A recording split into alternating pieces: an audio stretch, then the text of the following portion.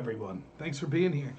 You have to excuse my setup now. I got some internet things that I'm working with. This might cut out. I have this weird problem with my Wi-Fi all of a sudden where I got a really good connection, but then like once an hour for 2 minutes it'll cut out. So bear with me if I cut out. I promise I'll be right back. If you're watching this and I cut out, let the other people in the audience know I'll be right back. So yeah, I wasn't going to do a video today. I might be doing a long form video tomorrow. Which we'll see more about this subject. But as you know, if you've watched me for a long time, which I don't have a huge audience, so maybe you're new. If you've watched me for a long time, though, I have contended that one of the biggest issues that I don't think people are well informed on is the coup against Trump that was the result of this Russia investigation under the Obama administration. I had said in October 22nd of 2017, I'd wrote in a website that I was on way back then, before almost anyone, that if unverified opposition research was used to spy on a presidential campaign, it was the biggest political scandal in the history of this country. Since then, not only have we found out that was true, but we found out that actually it's far worse than even I had thought back then. Now, what I want to discuss today is some revelations that came, and also to brag about myself and to show you a video which I haven't watched. I just remember making the video from back when Mueller did his testimony, and the immediate reaction I had, a 6-minute video that only like 90 people watched on my channel, where I called today's story exactly as the biggest revelation that came out of the Mueller testimony. So, yeah, a little humble brag there for myself. So let's talk about it. So the stories are now dropping fast and furious. There were 2 major breaking stories that came out today, and it goes in with a long line of things. Now, before we get to those stories, I just want to talk about the importance of this. The reason this story is so important is because it shows you the interconnectivity of all of these agencies and who really controls our government, the deep state that controls all the decisions that are made. When I say deep state, I'm not just talking about government officials. Yes, it is establishment politicians in the Republican, but primarily in the Democratic Party. But make no mistake about it, there are Republicans, your Mitt Romneys, your Jeff Flakes, your John McCains, etc. What's up, 223? Thank you, everyone, for watching, by the way. But those are part of it. Also part of that are unelected bureaucrats in our CIA and our FBI, but also State Department officials, also officials for other agencies such as the IRS, EPA. These are people that we didn't elect, but become part of this permanent bureaucracy that's part of the deep state that are actually the movers and shakers that are making the real decisions. This also includes people like oligarchs, your George Soros, your Bill Gates, your Mark Zuckerbergs, these wealthy people that could buy and pay for influence in Washington, including people in foreign countries like wealthy people in China. We saw the story about Hunter Biden. You have all sorts of oligarchs in Russia, China, etc. that are buying influence and really controlling the direction our country goes. This also includes people that are allies with them, such as the mainstream media, which are no longer media, but just propagandist for the deep state. Now, the reason this is so important is because this connects to every single issue that we find important. The country's on fire again tonight. Why? Because of media pushing the false narrative that there are police out there hunting and executed black men just for being black. That's what's led to these riots. We have businesses that shut down, people that are in constant fear. Why? Because of the fear-mongering and the lies that the media has spread at behest of these deep state people about COVID and things of that nature. Not saying COVID's not a serious issue, but it's clearly that there's misinformation being applied and that it's being used for political reasons, and the media is centered to that. And I say this all the time, and it's something that I truly mean. To my friends on the left, which I have many, even if you think that you despise Donald Trump, this is the most important issue that we should all be concerned about. And here's why. If your vote doesn't matter, if you could appoint your ideal person to be president of the United States and appoint everyone you want to be Congress people, senators, judges, but they are under the control of people behind the scenes in this deep state, then none of your issues matter. What's your biggest issue? Climate change, maybe, if you're on the left? Maybe you'd like to see gun control, things that I disagree with, obviously. But still, even if that's your issue, you better hope and pray that the CIA and the FBI agrees with you, because otherwise you'll never get a candidate pushed through, or if you will, they'll be stymied like Donald Trump that goes against the interest of those groups. So for one of the big things that united me with a lot of my friends on the left was being anti-war. Well, we now see the deep state's interested in war, and they're backing Joe Biden, and they're vehemently against the idea of Trump bringing troops home. And that's what it'll be. They'll be corrupt about it.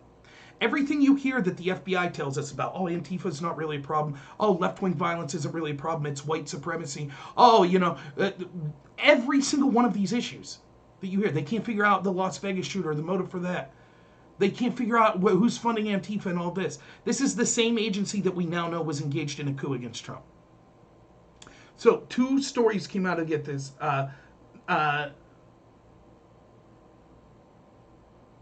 No, I didn't see that 223. So 2 major stories came out today, and I'll get to the sources of both of them, and so we'll look at them. But I just want to give an overview on what's happening. The first story that broke was that there were FBI agents' text messages that are released. This came through Sidney Powell, who is Michael Flynn's attorney. Let me back up for a second. Let me say, this is going to be a very confusing story. If you're watching me right now, especially if you're watching live, you probably know more about this story, way more about the Russia situation than the average person in this country. And this is because the media is corrupt. This story is so big because it's not just a coup against Donald Trump from the most powerful investigative agency in the history of the country, the FBI, under Barack Obama. It's not just that, but it's also showing the malfeasance of the academia, of Silicon Valley, of the media that have known this information and covered up for it for 4 years. The same groups that you rely on for all of this other information. Talking about climate change, talking about critical race theory, talking about who's really a danger in this country. All of the things that we rely on these agencies and these experts, we have to rely on them. All of them are impugned by this story. Not every single person, but the institutions themselves. It's going to sound complicated. So my job, what I'm trying to do, is to break this down into as simple a story as possible. So yes, there will be people that are saying, but you're missing this little detail. But I'm giving you an honest story that hopefully a regular person can consume that's not looking into this as much as I am. So, Michael Flynn was railroaded. The FBI, we knew all of this for a long while now, that he never lied to the FBI. The FBI agents came out of the meeting with him thinking that he wasn't lying to them. Michael Flynn was the incoming national security advisor, and he was talking to his counterpart in Russia, a man by the name of Kislyak, and was just basically saying this: hey, I know Obama's administration sanctioned you. Please don't retaliate too much. Leave us get a chance to get into power and discuss our relationship with you.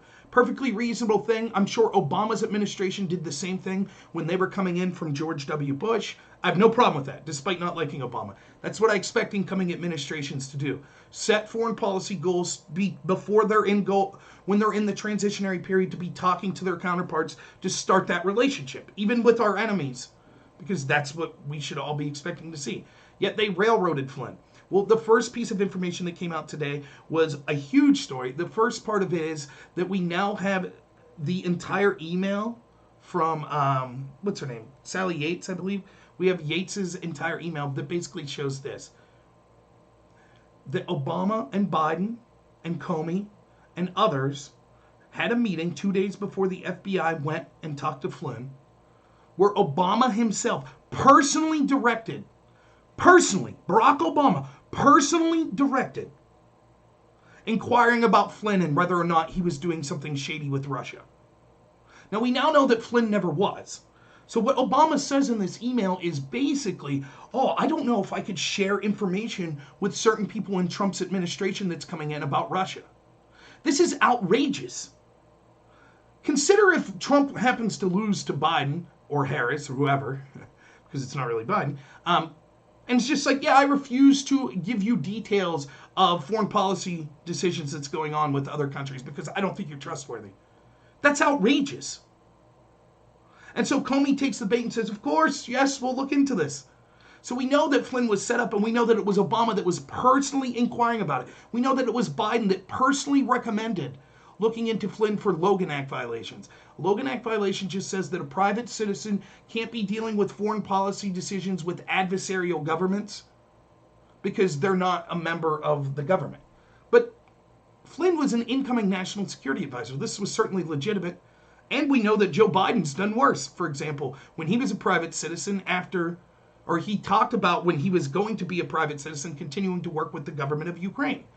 We know, for example, that John Kerry, as a private citizen, talked to Iran. This is a law that's never been applied successfully. Yet, for some reason, they decided to spy on Trump's campaign using this as a pretense. when they all knew it was garbage. So that was the first part of it. The second part of that same story that broke shows that FBI agents, and I'll read the story, don't worry, FBI agents actually took out insurance, liability insurance, because they knew that they were setting Flynn up, and there was no there. That's incredible. That's absolutely incredible. So when you take those two things in context, Obama was personally involved, and FBI agents via their text messages, we know that they knew that there was nothing there. And they admit in their text messages that they got liability insurance. They admit that Trump was right when Trump suggested at one point that the reason that the FBI was waiting to brief Trump on Russia interference was that they were trying to get evidence to build a case against Trump. All of this is revealed in their text messages, and these are just small snippets. Remember, untold messages were deleted. We know that Mueller's team deleted all of their text messages and phones. But just from the small snippets we have, we get admissions from the FBI agents that they think this is all garbage, that they thought that the illegal leaks were directly from the White House staff, Obama's staff. Leaks, by the way, that are legal, and leaks about Flynn's phone call, and yet still haven't been charged. What's up? Sorry, I'm missing the chat. So, what's up, 6079? Public Citizen? Blase? Public Citizen has nothing to add on Twitch. Just says, Trump's the one that did bad things with Russia, not Obama. Yes, we know, the media line. The amount of evidence against Trump is overwhelming, except there is none. Why did they do it if they knew there was no there? That's because it was a coup. That's exactly what this evidence says. So that's the first, and I'll read the story from the Federalist. The second story is even more damning.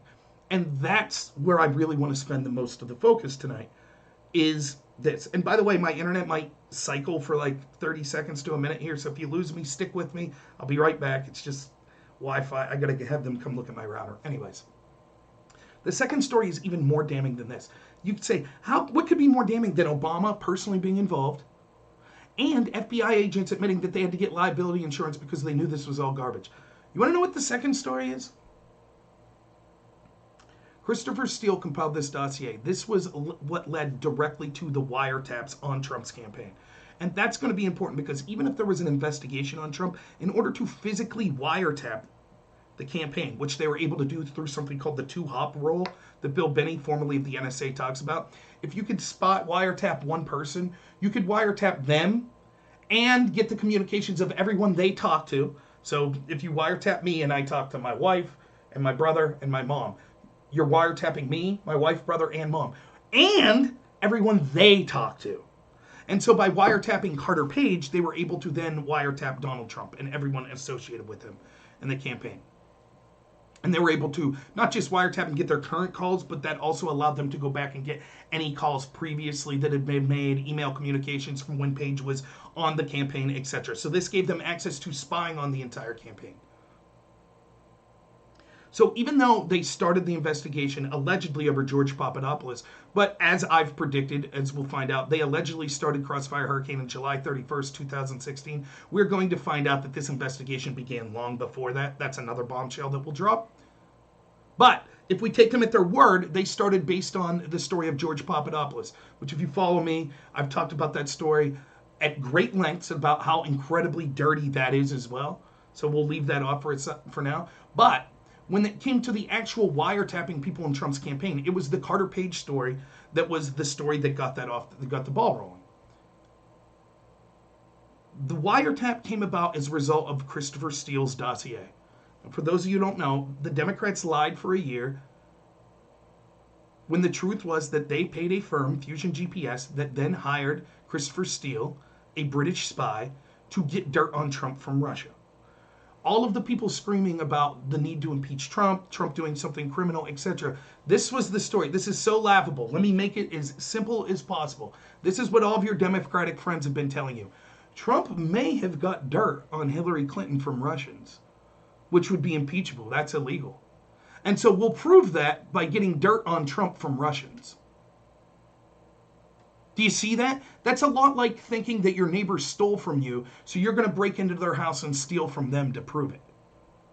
They literally did the exact same thing they accused Trump of in order to investigate him.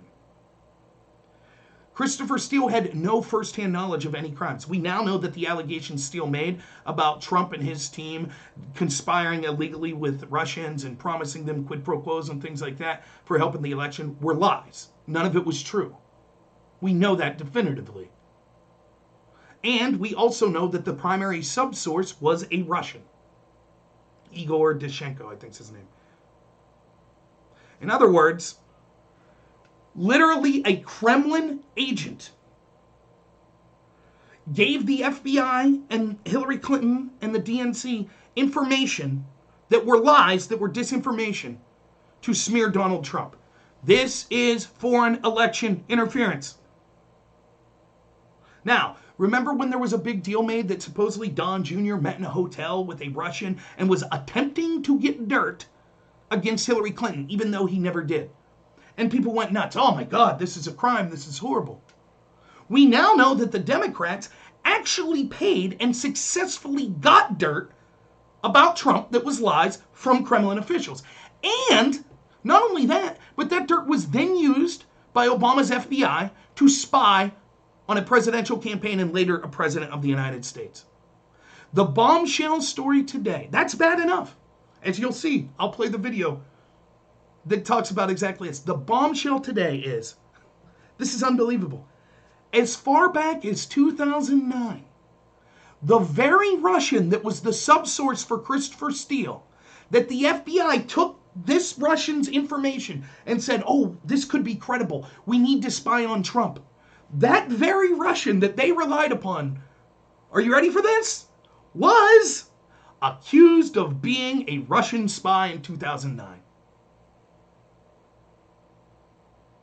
He was accused of being a national security risk in 2009 by the very same FBI.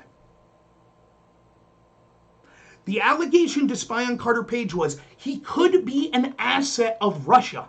He could be a Russian spy. So we need to wiretap him. And the only information they relied on in order to spy on Carter Page for allegedly being a Russian spy was someone who was allegedly a Russian spy. That's unbelievable. These two stories combined make it undoubtable that this was a coup against Donald Trump. The FBI and Christopher Wray have sat on these text messages for 4 years, 3 years at least.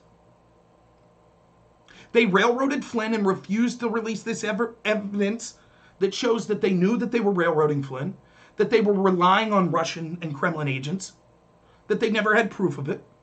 The media knew of this information and they covered it up because they're not the media. They don't hold truth to power. They are propagandists for the powerful, for the deep state. So let's start with that second part of the story first, and then we'll go to the first part. So what I want to do is, remember, let's set the stage. They're going to spy on Christopher Steele, or they're going to spy on Carter Page, and thereby the entire Trump candidacy. And then later, they renewed that warrant 4 times. So while he was running for president, and then once he was president. We now know that the Steele dossier was the linchpin for the FISA court granting that warrant. We've actually had people that signed that warrant, like Rod Rosenstein, admit that had he known that the FBI underneath him was covering up information, he would have never signed off on the warrant to spy on a president of the United States. We have the IG report showing 17 times that the FBI lied in order to get that warrant to a FISA court. That's all damning enough. But now we know not only did they not verify any of the information that they used from the Christopher Steele dossier, but they knew that the Kremlin agent that was giving Steele this information was a Russian spy that was damaging U.S. national security. Imagine the Cold War. Imagine, what they literally did. They're like, we're afraid that communists are infiltrating us. I know, we'll go to someone we know is a communist trying to infiltrate us to tell us that the other side are communists trying to infiltrate us. I don't know if Barr will do anything about it.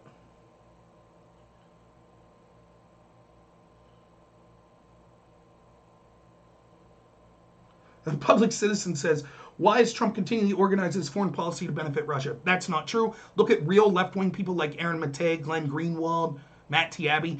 they've given laundry list of things that Trump has done that's more antagonistic to Russia than any president in recent memory since the Cold War's been done.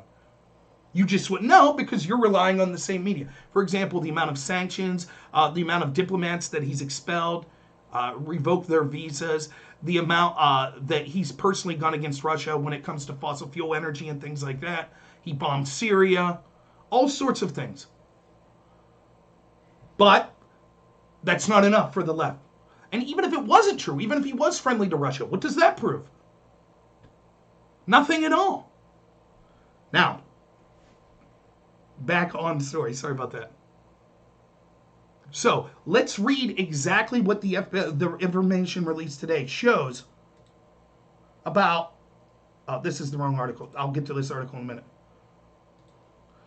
So here's Catherine Herridge, and here's the actual summary for the undocumented or the unclassified document that shows what was going on. So let me read this for you if you can't see it. Let me make sure you can't see it, but it says, and I'll just read the highlighted parts.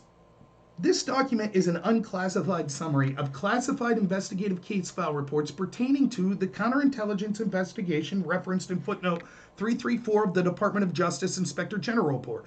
Review of 4 FISA applications and other aspects of the FBI Crossfire Hurricane investigation. Between May 2009 and March 2011, the FBI maintained an investigation into the individual that would later be identified as Christopher Steele's primary subsource. The FBI commenced this investigation based on information by the FBI indicating the primary subsource may be a threat to national security. Specifically, the FBI received reporting indicating a research fellow for influential foreign policy advisor in the Obama administration was at a work-related event in late 2008 with a coworker when they were approached by another employee of the think tank. Quote, the employee. The employee reportedly indicated that if the 2 individuals at the table did get a job in the government and had access to classified information and wanted to make a little extra money, they would work with them. The coworker did express suspicion of the employee and then questioned the possibility that the employee might actually be a Russian spy. In December 2016, the FBI's Crossfire Hurricane investigation identified the employee as Christopher Steele's subsource. After initiating the investigation, the FBI converted it from a preliminary to a full investigation based upon the following open source and FBI information. A review of FBI databases revealed the primary subsource had contact in 2016 with the Russian embassy and known Russian intelligence officers. In September 2006, the primary subsource was in contact with known Russian intelligence officers. 4 days later, the Russian intelligence officer contacted the primary subsource and informed him or her that they could meet that day to work on documents and think about future plans. FBI information further identified in 2005 the primary subsource making contact with a Washington, D.C. based Russian officer. It was noted the Russian officer and the primary subsource seemed very familiar with each other. One individual indicated the primary subsource was not anti-American but wanted to return to Russia one day. Another described the primary subsource as a pro-Russia and indicated that she always interjected the interviewee's knowledge of a particular military vessel. Investigators subsequently learned the primary subsource departed the United States in September 2010. Because the primary subsource has apparently left the United States, the FBI withdrew the FISA application request and closed the investigation. Stated that the consideration would be given to reopening the investigation that the event the primary subsource returned to the United States. In December 2016, the Crossfire Hurricane team identified the primary subsource used by Christopher Steele, and at that time became familiar with the 2009 investigation. This means that anyone that says, well, maybe the FBI in 2016 didn't know that this guy was under investigation for being a Russian spy in 2009. Nope, they did. As soon as they learned that this was the subsource, they started to look back at their investigation that they only closed because this person left the United States. So they knew they were dealing with someone who was under investigation by their own agency as being a Russian spy. From Lindsey Graham's office, you've been asking us to accelerate this process and provide any additional information relating to the reliability of the work of Christopher Steele and the so-called Steele dossier, as its release would not compromise U.S. Attorney John Durham's investigation. A footnote in the Inspector General's report contains information which up till now has been classified and redacted. The primary subsource was the subject of FBI counterintelligence.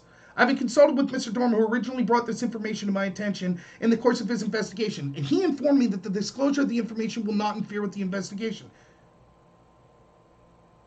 He also has additional information that will show the FBI's knowledge concerning the reliability of the dossier.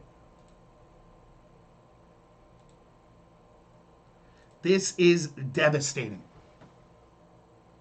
The FBI admitted that they never verified the information in the dossier before they used it to spy. They just said, well, we trusted Christopher Steele. But they knew that Steele's subsource was a Russian spy who was a, quote, national security threat to the United States.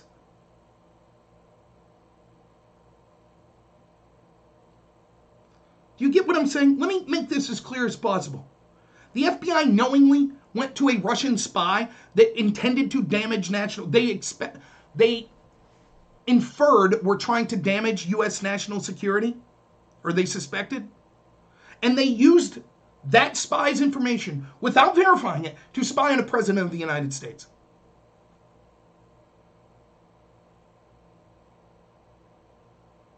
Everything you heard about, oh, well, did Manafort discuss with Konstantin Klimek of Russia, did he discuss polling results? Did Trump try to get dirt on Hillary from Russians? Hillary and Obama's FBI were talking to a known Russian spy and taking that information to spy on Trump. The allegations that allegedly what Trump was trying to do that was so horrible was to get smears of Hillary that then he could use in his town halls or at his rallies and say, Hillary did this, Hillary did that. Never in a million years would Trump be able to use this dirt he got from Russians to spy on Hillary. And the media knows that. Everyone knows that. And yet still they said, allegedly what Trump tried to do getting dirt on Hillary from Russians was this horrible criminal offense. What was the Russian... I asked this question over and over and over. What's the biggest Russian interference that's alleged? We have two examples that the Mueller team looked at. One, memes on Facebook and Pokemon Go. That was such a weak case. Not only is it stupid on face value, but was so weak that they couldn't even prosecute the Russian trolls because a judge admonished Mueller and said, you don't even have proof that they were working at the behest of Russians or of the Russian government. They just happened to be Russians who were putting crappy memes online. That's 50% of the Russian interference that the media and the Democrats have foamed at the mouth about. That's it. The other was allegedly they hacked the DNC emails. I've still yet to see proof that it was Russians. But even if that's true, that is not the biggest interference that Russia had. Because at best, that just allowed Trump to say, look at the bad stuff that Hillary has done, that we see from the DNC emails, and then the media downplayed it. The most effective interference that came from Russia was a Kremlin agent and spy spreading lies about Donald Trump that were so impactful that 50% of Democrats polled still believed the dossier, even though it's been thoroughly discredited even by Mueller. And it was so impactful that it led to a 3-year investigation, 4 years, investigation of Donald Trump by Obama's FBI. It actually led to a special counsel investigation. Now, if you're Russia and your goal is to just, like the FBI's told us, like the CIA's told us, Russia's goal, more so than picking a president, their goal was to meddle in the United States, to cause division amongst the people. Can you think of a more powerful tool for that than the Steele dossier that was sourced by a Kremlin spy? Not only did it cause 50% of Democrats to think that Russians is stooge of Vladimir Putin, but it actually caused the FBI to spy on the president.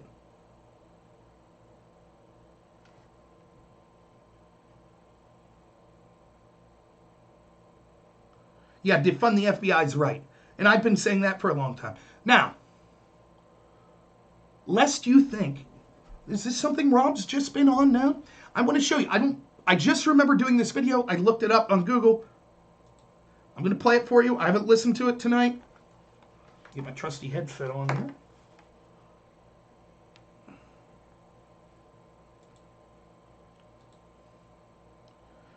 93 views, criminal. Someone as beautiful as me with such powerful insights. Oh, you can't see it. Let me move my ugly face here.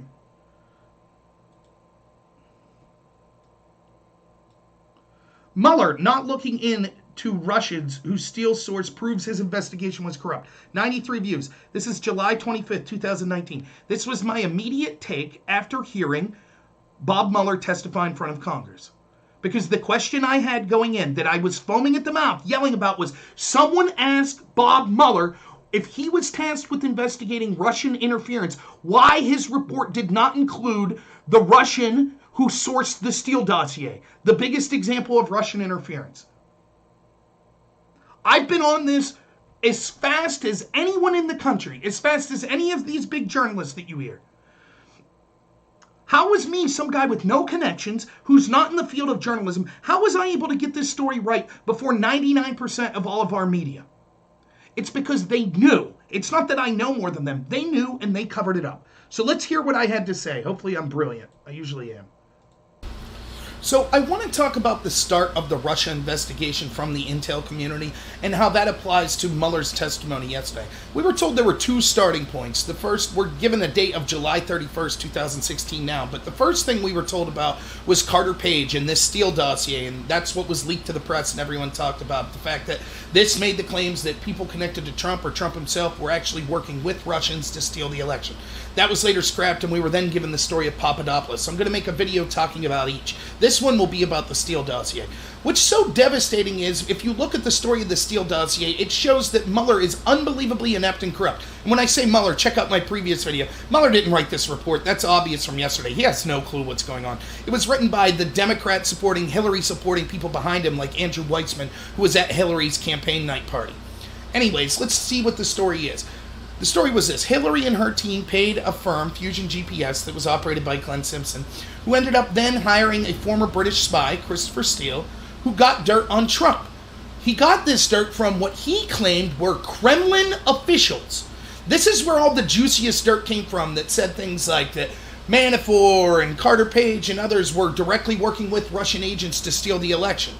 That document was then used as an impetus to spy on Carter Page. Now, the reason that this is damning is, if you listen to the beginning of Nadler's report, and if you read Rosenstein's letter and hear everyone that's been talking about why the Mueller investigation was important, the first thing they always say is his first mandate was to investigate Russian interference into our country, and particularly into the 2016 election. Now, there are two sites that Mueller gives as he looked into regarding that. One is these Russian trolls, and the second is their hacks, supposedly, of the DNC and of John Podesta. But there was a third. There was obviously other interference as well, because Mueller, by showing that it was unverified, any of these allegations, and there was no charges to be brought of Trump or anyone in his team conspiring with Russians to steal the election, that means he directly refuted the claims that were made in Christopher Steele's dossier that was used to spy on people in the Trump campaign. Now, that's going to be hugely important, because the allegation that people like me have been making from the get-go is you should never use opposition research to spy on an opponent for a presidential campaign. For a sitting president to do that, that's more effective and more powerful than anything Russia could do, weaponizing the intel community.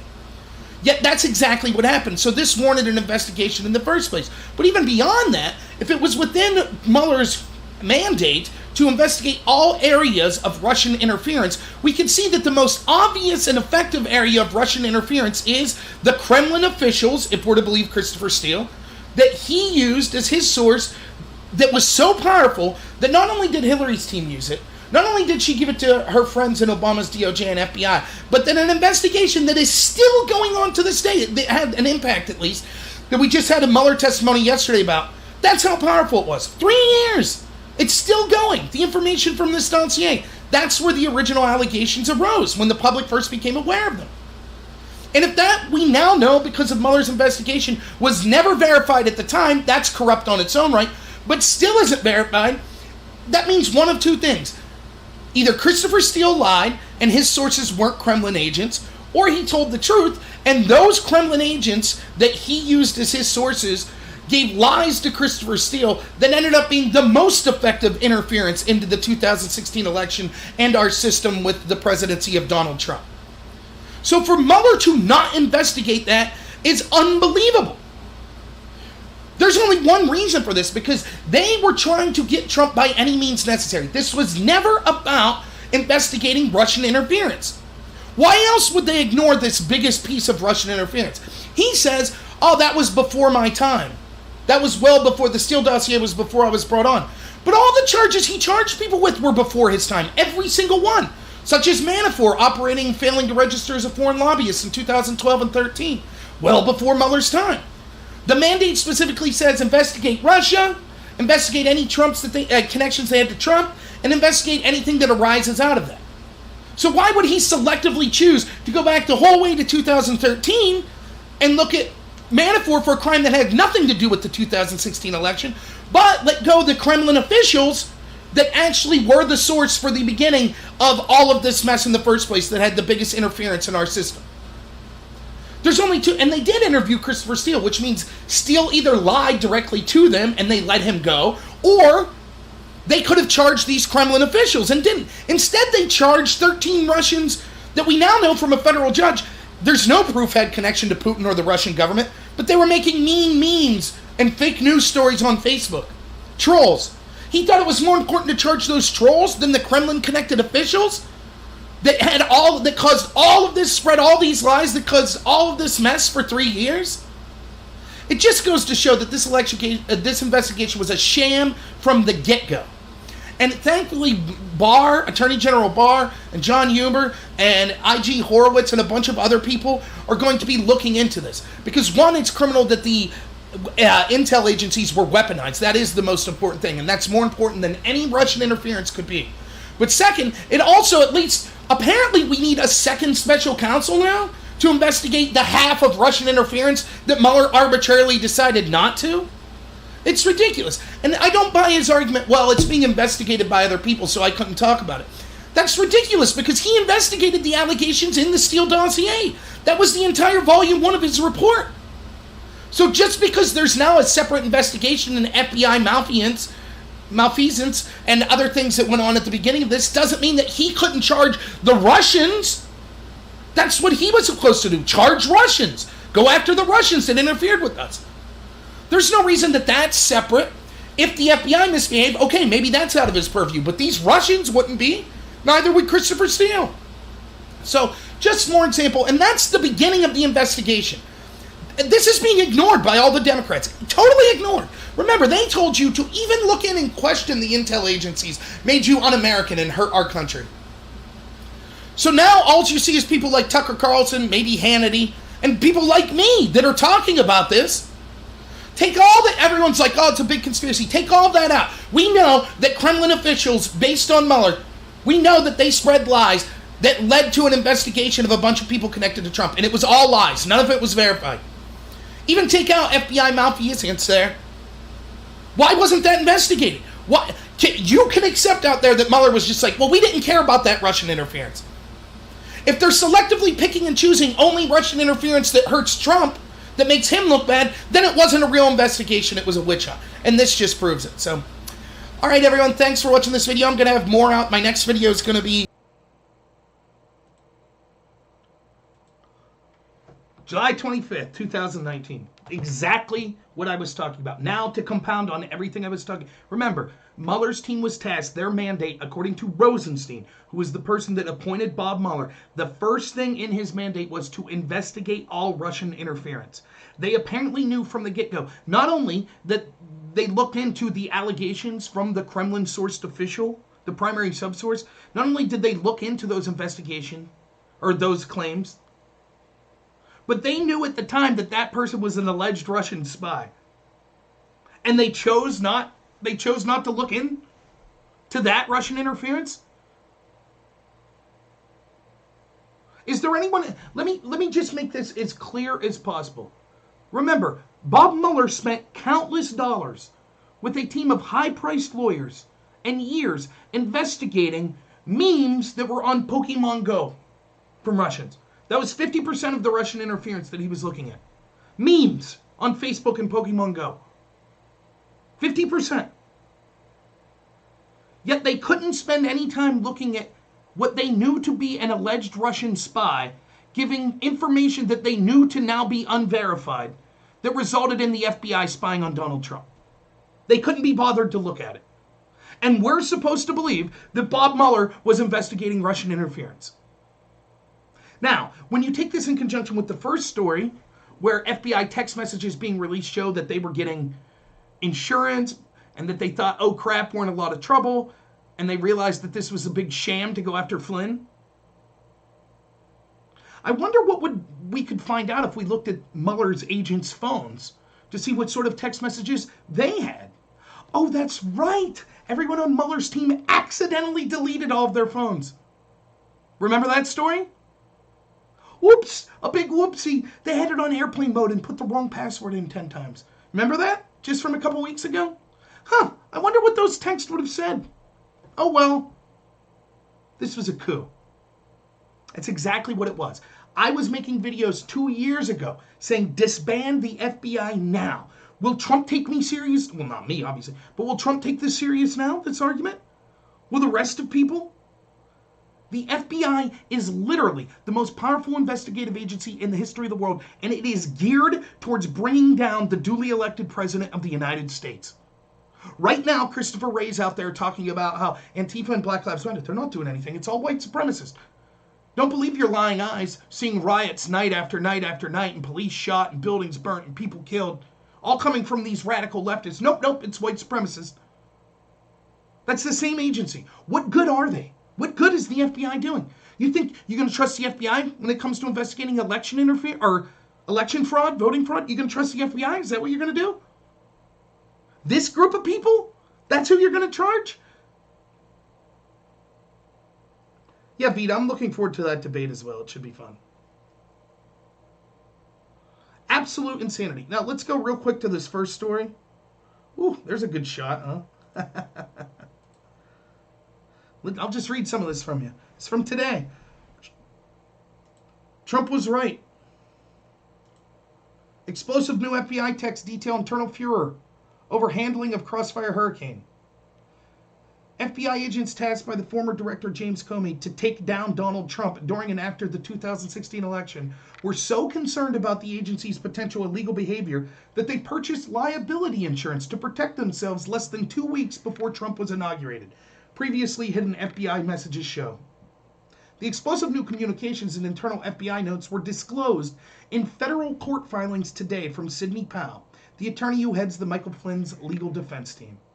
Quote, "We all went and purchased professional liability insurance," one agent texted on January 10, 2017, the same day CNN leaked details that the then President-elect Trump had been briefed by Comey about the bogus Steele dossier. That briefing of Trump was used as a pretext to legitimize the debunked dossier, which was funded by the Democratic National Committee in the Clinton campaign and compiled by a foreign intelligence officer who was working for a sanctioned Russian oligarch. "Holy crap," an agent responded. "All the analysts too?" "Yep," the first agent said. "All the folks at the agency as well." "Can I ask who are the most likely litigators?" an agent responded. "As far as potentially suing you all." "Haha, who knows? I think that the concern when we got it was there was a big leak at the DOJ and the New York Times, among others, were going to do a piece," the first agent said. While the names of the agents responsible for the text are redacted, the legal filing from Powell, quoting communications from the Department of Justice, states that the latest document production included handwritten notes from texts from Peter Strzok, Andrew McCabe, Lisa Page, an FBI analyst who worked on the FBI's investigation of Flynn. Agents also said they were worried about how a new attorney general might view the actions taken against Trump during the investigation. Shortly after then, Jeff Sessions was confirmed to be Trump's new attorney general. Congressional Democrats, media, and Obama holdovers within the DOJ immediately moved to force Sessions to recuse himself. Quote, "The new AG might have some questions, then yada yada yada, we're all screwed," one agent wrote.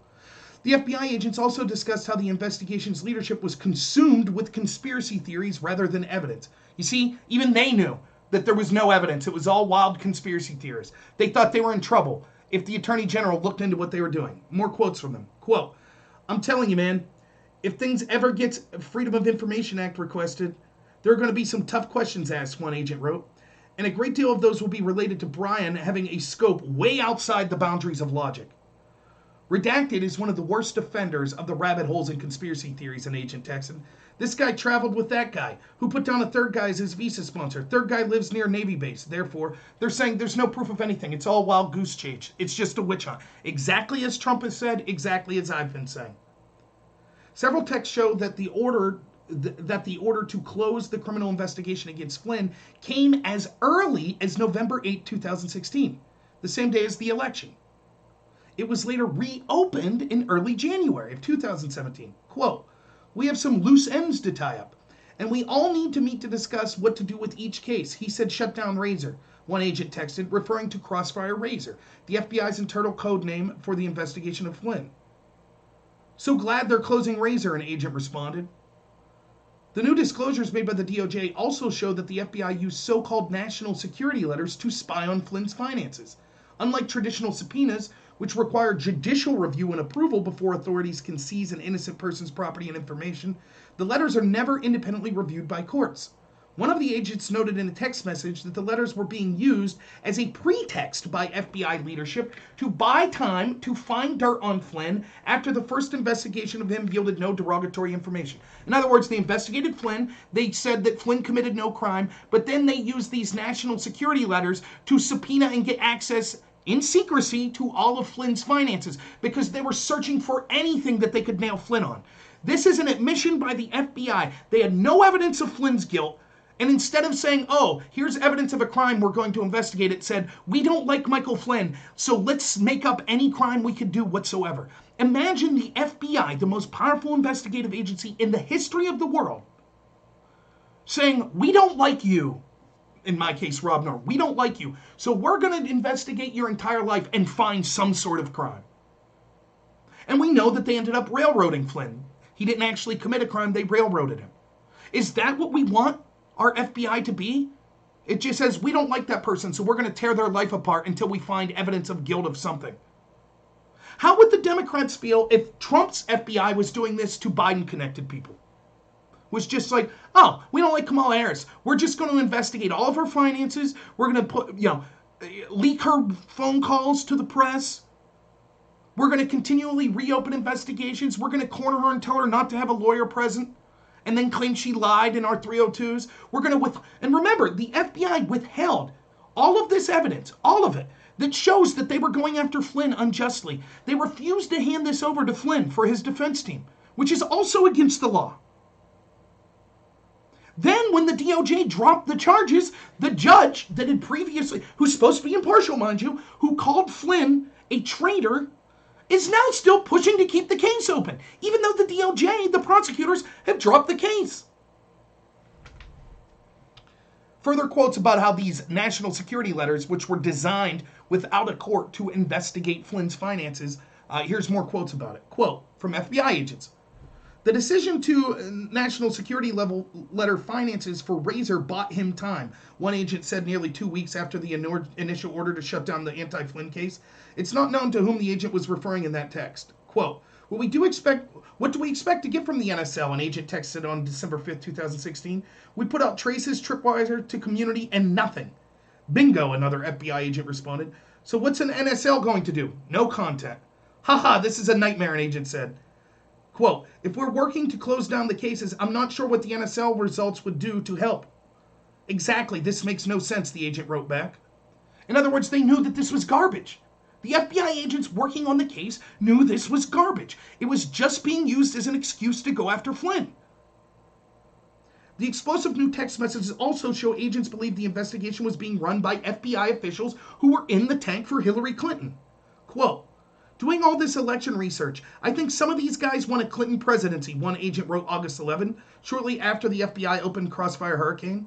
And one series of texts sent the same day in the infamous January 5th Oval Office meeting between Obama, Biden, Comey, Sally Yates, and Susan Rice, one of the agents admits that, quote, "Trump was right when he tweeted that the FBI was delaying his briefings as incoming president so that they could cook up evidence against him."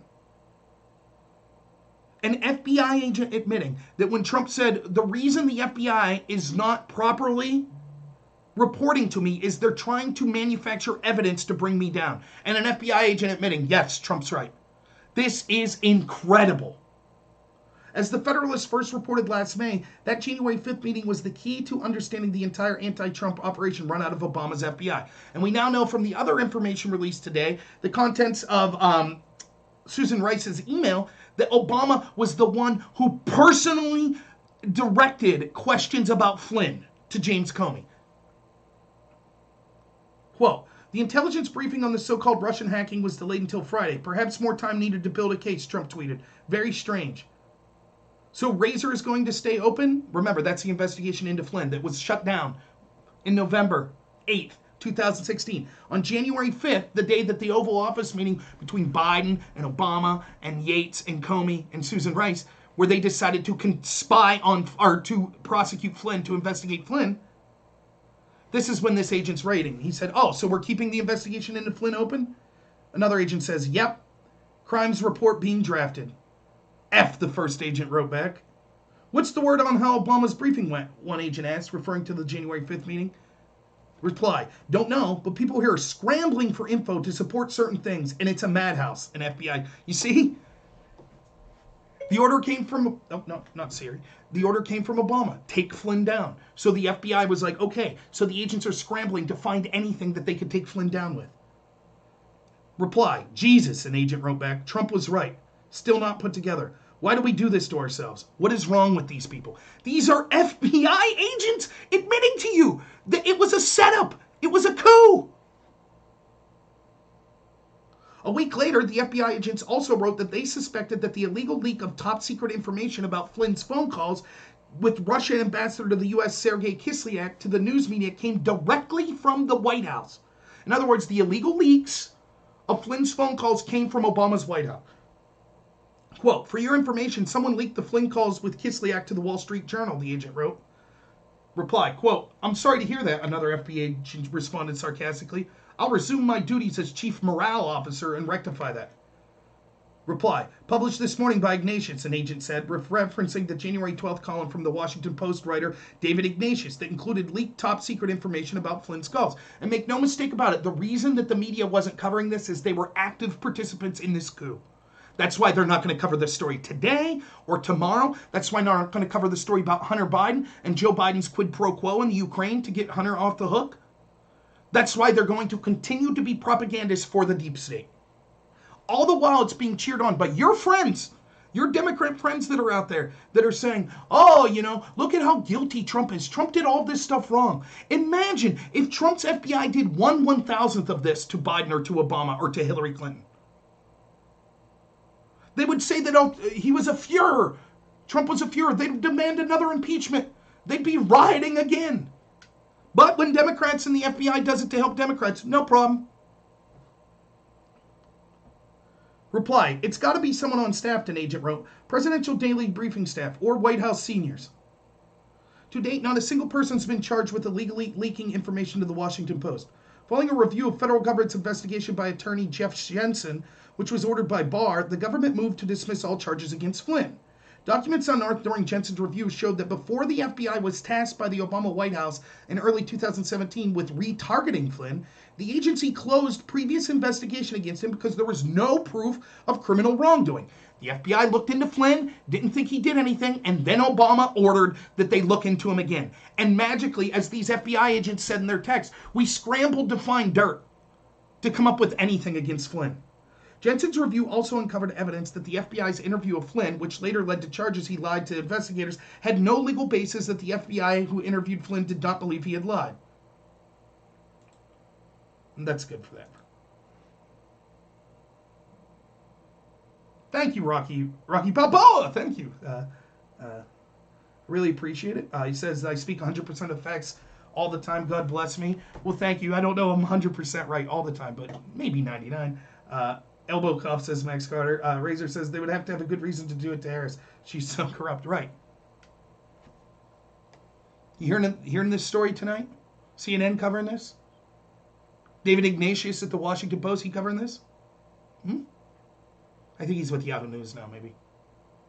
Is he covering it? BuzzFeed? They're the ones who put out the dossier. Think of the implications of what we're talking about here. Obama ordered it. FBI agents knew it was a sham. They knew that the primary source for the dossier that they used to spy on Trump's team was a Russian spy. The media and the Democrats know all of this. Remember, I was talking about this way back in 2017. What was the media telling you? You turned on CNN, you turned on MSNBC. What did they say? Oh, questioning the FBI, that endangers sources and methods. And that's hurting our country. You can't question the FBI. They wouldn't do anything corrupt. That's what they told us. That's why they weren't looking into this. The media lied to you. The Democrats lied to you. Christopher Wray needs to be out today at the FBI. He withheld this information from you and from the courts. Judge Sullivan that's railroading Flynn. Thank you, Jordan. I really appreciate it. He says this is the most comprehensive breakdown he's seen anywhere. Keep it up, brother. Thank you so much. Please recommend the video to other people if you'd like. And I have other videos on this. Again, I went through all of this as it was occurring. So, the FBI lied to you. Christopher Wray lied to you. The prosecutors that refused to give this information to General Flynn, they lied and committed a crime by not giving exonerating evidence to the person they were prosecuting. Remember, in our system, if the prosecutors find information that could show that you're actually innocent, they are obligated to give it over to the defense. They didn't. They held all of this evidence. Judge Sullivan, despite knowing all of this evidence, and the DOJ saying, okay, yeah, Flynn got railroaded. We're not going to... Judge Sullivan is still pushing to prosecute Flynn. Why? Because they're trying to run out the clock. They're hoping that they can steal the election and that they could shut all of this investigation down. These are the same people that said that Trump complaining about the Mueller investigation, that was a coup attempt, Trump just complaining and mean tweeting about it, they claim that was obstruction of justice. But now we see what they're doing to Flynn to try to keep him silent. Now we see how they're trying to shut down Durham, but that's not obstruction of justice. The Democrats lied to you, the FBI lied to you, Chris Wray lied to you, Sullivan lied to you, the media lied to you. Let me make it quite clear. You saw, I was talking about this in 2019. If anyone's here that's been following me from longer than that, I've been doing videos on this since I started my YouTube channel. You can go back, just search, use your favorite search source. Search Normal America with Rob Noor and anything about Carter Page or Papadopoulos. I probably have 400 hours, maybe not, at least 100 hours of videos up about this. Everything that I said, 99% of what I said has been absolutely spot on. Absolutely. Now, I'm not just saying this to brag, though I am. But the reason I'm saying this to you is to prove a point. You know what? What are my special qualifications? You want to know how I figured this out? You ready for this? Because I'm a nerd, and I had free time, and I enjoy looking into stuff. And I'm worried about what I see as normal. The reason I started this channel, if you go back to the very first video I ever did, when I explained why did I start this channel, and I say, because I think normal Americans that are on the left or on the right no longer have a voice in this country. That our elected officials on both sides have been screwing over average people for decades. That's how I got interested in this Russiagate story, because it was another example of, regardless of what you think about Donald Trump, the people voted for this man despite all odds, despite the media being against him, all of the celebrities being against him, being vastly outspent, and he won. And the people in real power in this country could not accept that.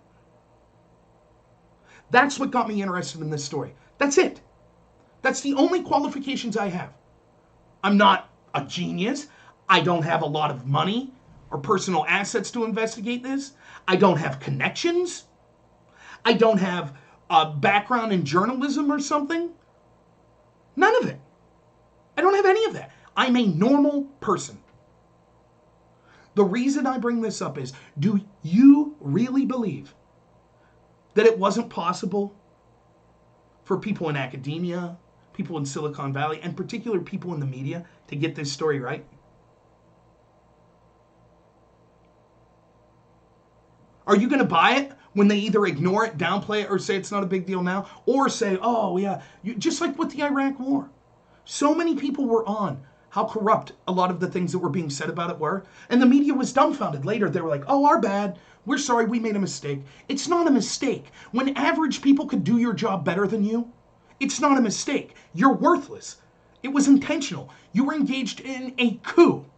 And so now they're going to feign ignorance. Oh, well, we didn't know about this. I did videos saying the FBI should be disbanded. It should be disbanded immediately. Are there good agents at the FBI? Possibly.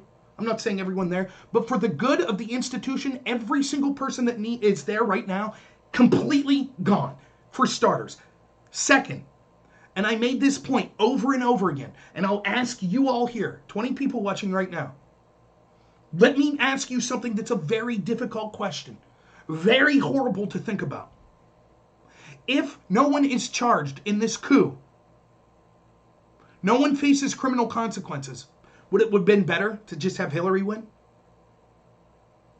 Now, I despise Hillary. I think she would have been an unmitigated disaster. But to me, this is the primary issue. All other issues stem from this. Corruption that makes your vote not count. Unelected bureaucrats and oligarchs and media members and academics control this country. Your vote doesn't matter. And if by a miracle you vote in someone that they don't agree with, they'll make their life hell. They'll spy on them, they'll investigate them, they'll do everything they can to hamper their agenda, which is exactly what they've done to Trump. If that's our system, that's the only issue that matters. All other issues are subsidiary to that. I don't care anywhere from complete libertarian that wants almost no taxation to complete communist. I don't care where you fall on that scale. If unelected officials are deciding things, your vote and opinion doesn't matter. And so before we can even have this discussion on should we have a communist or socialist system or capital, etc., that discussion is totally irrelevant until we get this corruption out of office. That's why everyone on the left should be furious about this as well. But they just believe Orange Man bad, so they're willing to accept it, so many of them. Not everyone. Matt Taibbi, Aaron Mattei, Jimmy Dore, Glenn Greenwald. These are people that despise Trump, that have been on this story as early as I was. Maybe not quite as early. I was pretty quick. So the reason I ask would it have been better if Hillary won, because here's what I believe is happening. I believe that these corrupt people that really control the country, it was a slow burn. They couldn't just come out and say, yeah, we're going to take all of your rights away. They had to do it incrementally. And so they have a plan that was going to be years and years. A little more infringement on you every year. A little more corruption every year. But they made one mistake. They believed their hype. They didn't cheat enough in 2016. And by the way, this is something I've said in my channel over and over again. They're not going to make that mistake again. They'll cheat so bad in 2020. They're going to steal this election. They'll do stuff. They'll tell you you can't go to church, you can't go to work, you can't go to your job, but you can go riot. Over COVID, they'll embrace riot. What riots? What riots? We don't see. They're making your life a living hell. That's what they're doing. They're intentionally destroying the economy, etc.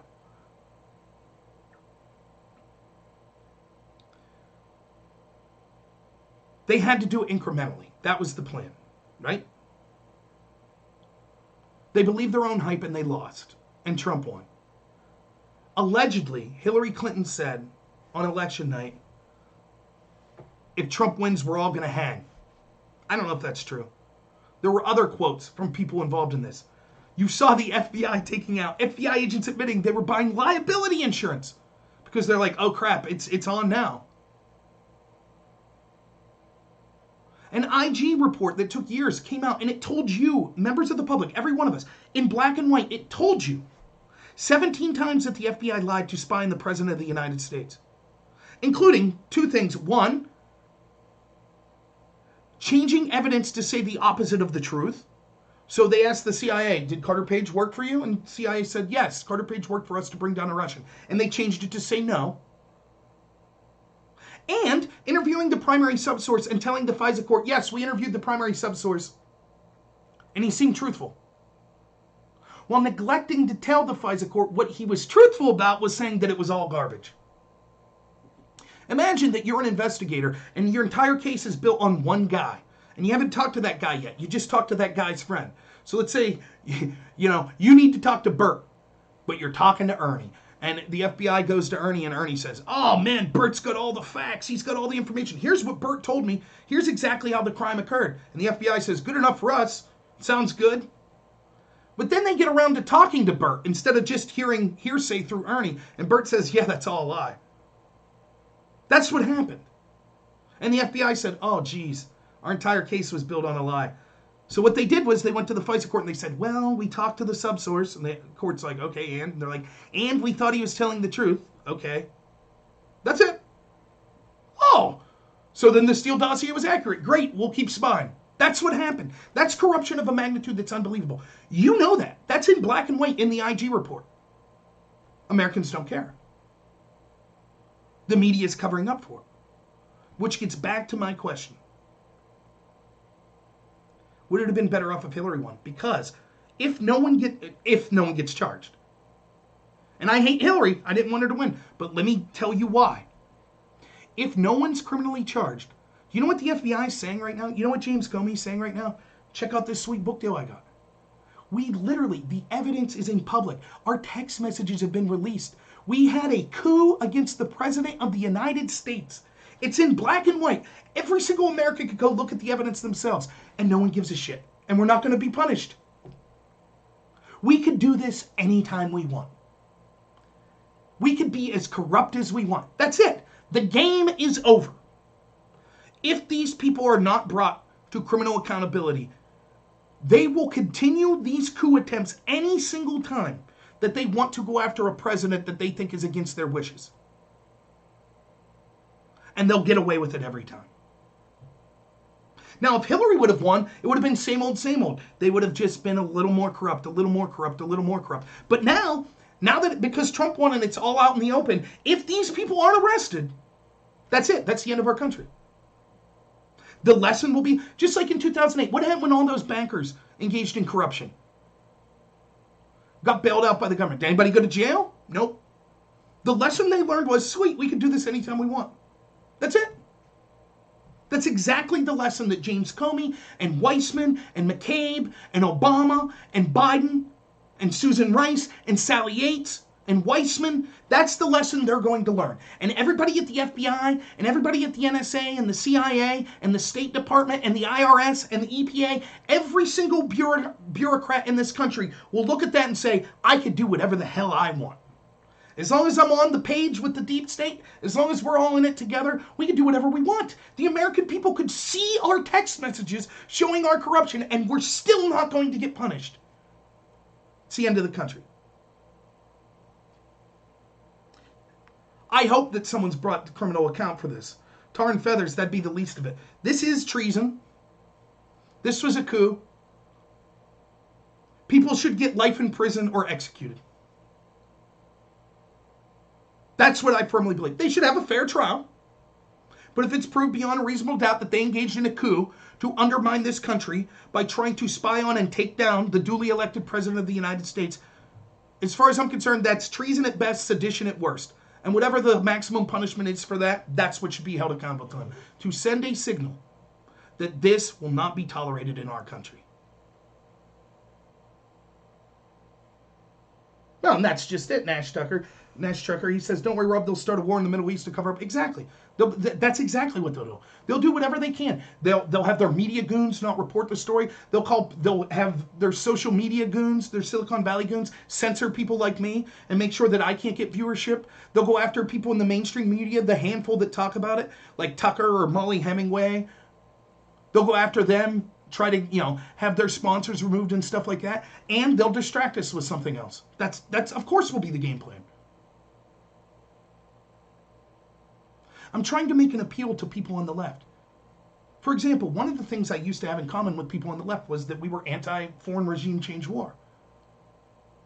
I was for I agreed with the left on that, even though I was more of a Ron Paul against these wars type person. That was a common area of belief I had with people on the left. We were tired of these wars.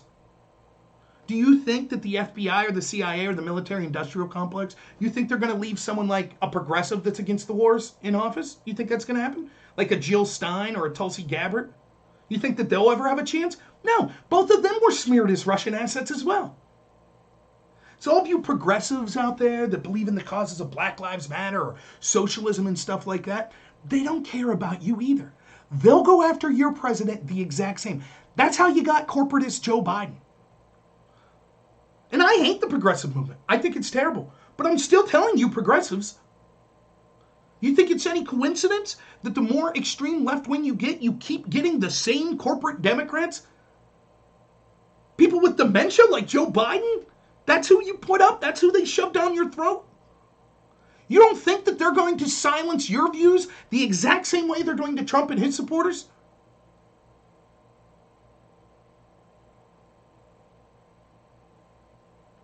Thank you, Nash. Lastly, just to brag again a little about myself, let's see if I can find this. This was the first I wrote of this.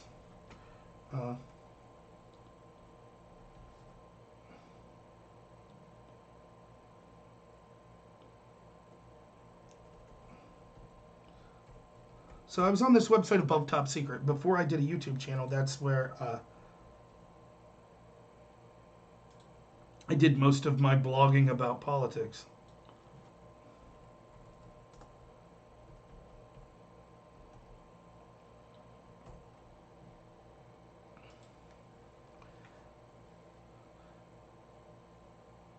I challenge anyone to find someone before me saying this. My name, by the way, on Above Top Secret was Grambler. So here's my post. And I want to read this for you. Note the date. You see the date here? October 26, 2017. 2017. More than 3 years ago, I was on this. Let me just read what I wrote. My grammar's bad and my spelling's bad, but let's go. There are a lot of troubling allegations about this past election and the period before then. Although no doubt questions of Russian influence are important, I contend that we are seeing a far more serious threat and scandal play out before our very eyes. That scandal is as follows. If, and that's a big if. Oh, am I even showing this to you guys? Yeah, let me bring my face up so you can see me. There you go. If, and that's a big if, which by the way, we now know I was right. This dossier that we now know was paid for by Hillary's team was used by the Obama administration to obtain FISA warrants against Trump's team. It is the biggest political scandal that I could ever recall in the United States. I understand that all sides do opposition research, and that occasionally that could be used for an investigation. But I want to highlight the reasons that I think this situation is so much more serious and a very credible threat to our political system. Again, I hope someone can find there. Maybe there was one or two people out there. October 26, 2017. October 26, 2017. Now, I thank every single person that's in my audience. I do. You guys are the best, even the people that disagree with me. But isn't it a shame that people like me, independent content creators, people weren't listening to me 3 years ago? Ben Shapiro, big bastions of conservatism, Ben Shapiro and all them were out there saying, no, there's no proof of this. Oh, it's all conspiracy theories. That's what mainstream conservatives were saying. Let's see what I said, why this was the biggest political scandal in history. I give 5 reasons. 1, probably the least important, but it proves the hypocrisy of the Democrats and media, not all of them, but that were hysterical about Russian collusion, particularly the Don Jr. fiasco, where he met Veselnitskaya in Trump Tower. I won't spend too much time on this, but look at what some of these people were saying about Don Jr. Things like anyone trying to use information from Russians to undermine their opponent was committing treason. Now all of a sudden they are silent or deflecting when they find out they used Kremlin source information. But again, that's far and away the least impactful thing that makes this different to me. Number 2, Hillary's team lying about funding it. Still not a catastrophic issue, but this sort of makes the next few issues magnified. Given the importance of the dossier itself and the Russian investigation in general, people, especially Congress, should have been informed who paid for this material. In fact, Fusion GPS and others refusing to disclose this info, which may be their right, makes it worse. Why were they hiding this? It seems they knew that paying foreign sources who were getting dirt from Russian agents would hurt their narrative, and so they lied. It really calls into question just how serious these people are about weeding out Russian influence. Was I right? Of course.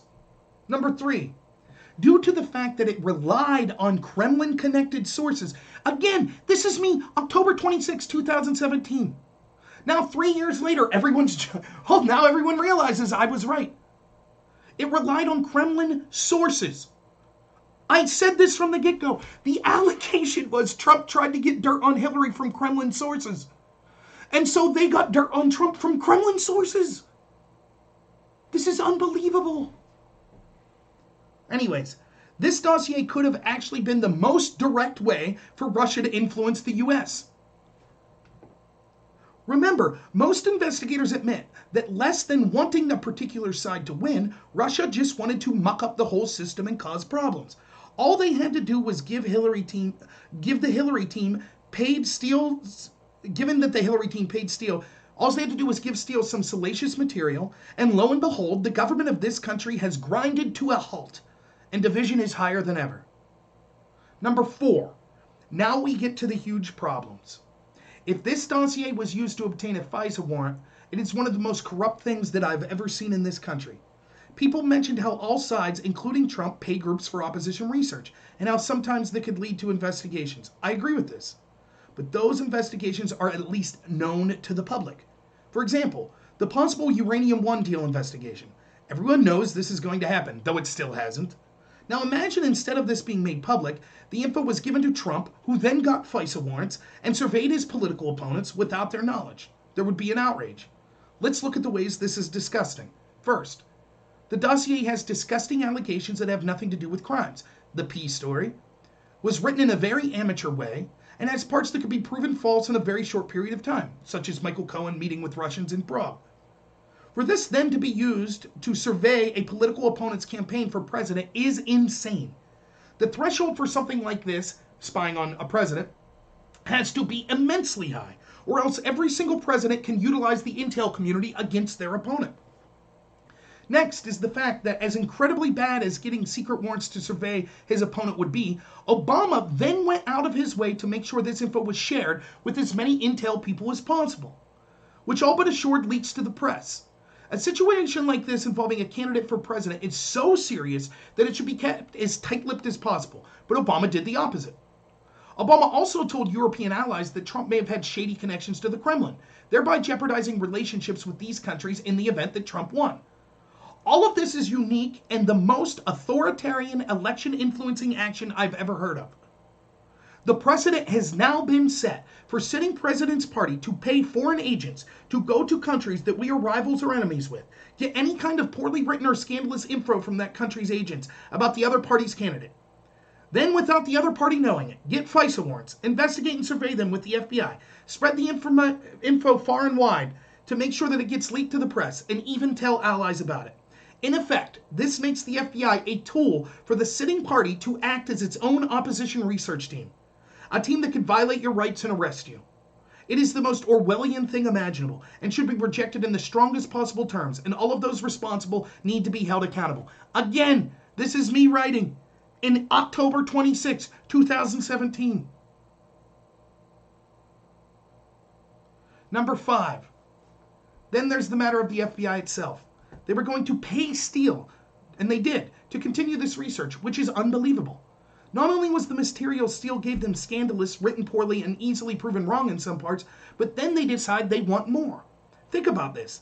The FBI has to know, given the fact that this info could literally dictate who wins the presidency and possibly prove Russia trying to subvert the election, they had to know this is one of the most serious and difficult cases they would deal with.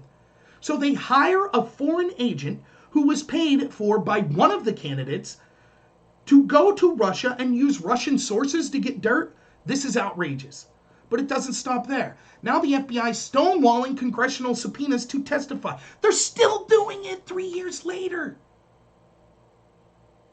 And most importantly as to whether the dossier was used to get warrants.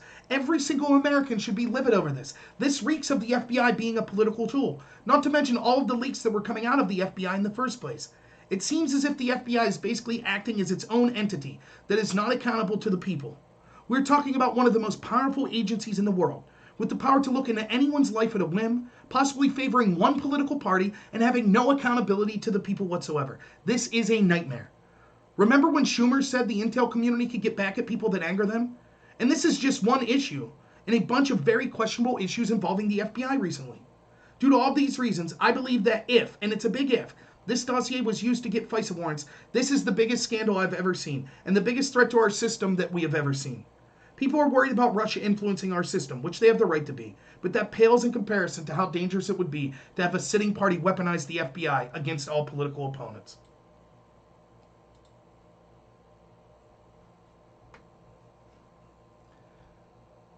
Now, I don't have flashy editing skills, and maybe I'm not the most handsome man in the world.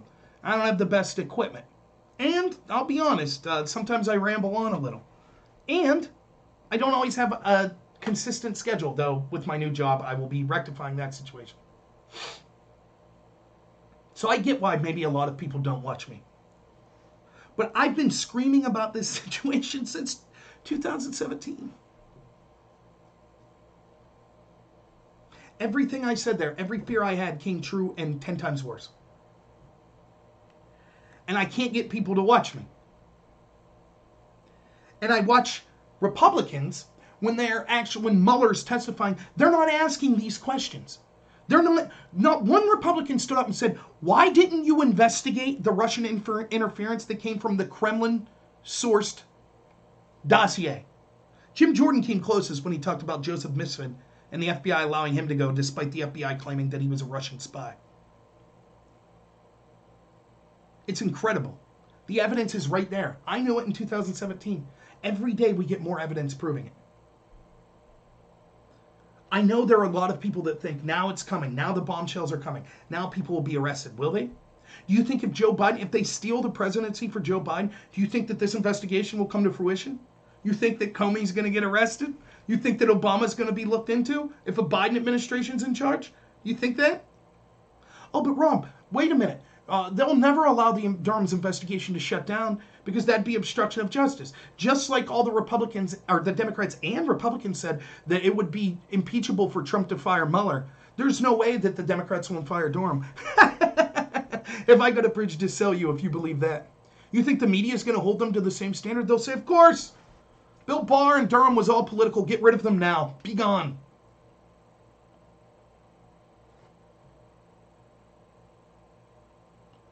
Yeah, I know my truth is not their truth. I am a beautiful man, thank you. This is the truth. It is the objective truth. We can see through all the evidence that I went through tonight and much more. This is just one small part of this story. Go back, look, if you get bored someday, go back and look at all my stuff about Papadopoulos. I did a video one time showing conclusively that the same crime that they charged Roger Stone with, lying to investigators, I proved in one episode that Comey, McCabe, Brennan, Clapper, and Weissman, all 5 committed that same crime. In addition to the FBI text showing that Hillary Clinton, Huma Abedin, and Cheryl Mills also lied to investigators. The proof is out there. It's in black and white. Yet they're never charged, and no one seems to care. Our media is not making a big story. And the media that tries, like Tucker, there's a new story every day of insane corruption that he has to cover. So we lose sight of things like this. The Papadopoulos story, I go through it. Talk about Joseph Misfin, how Papadopoulos was railroaded. Again, that started this entire investigation. What's the story? You want to know what started this whole... According to the FBI, this is what started it. And I'm going to be generous here and assume that this wasn't a coup. This is the FBI's own explanation for why they started Crossfire Hurricane. You ready for this? George Papadopoulos, a low-level guy that probably never even met Trump or did once in a big room. He went and talked to a professor in Europe, and that professor said, hey man, I know some Russians that have some dirt on Hillary. Then Papadopoulos talked to one of those Russians that said, we have emails showing that Hillary's dirty. And then Papadopoulos got drunk one day and talked to a Hillary Clinton ally, a diplomat in Australia named Alexander Donner, and he said, hey man, I talked to some Russian, and he said that the Russians have emails on Hillary. That's it. That was the start of the investigation. So in other words, all the FBI needs to do to spy on a president or presidential candidate is to have a low-level employee get drunk and allege that he heard another country has dirt on them. That's it. If you're running for office and you could prove that someone the person running against you had a low-level official that got drunk one day and said, I heard the Chinese have dirt on Rob Noor. That's it. That's reason to totally spy on them. That story was so ludicrous from the get-go. Hundreds of hours of material I have about this.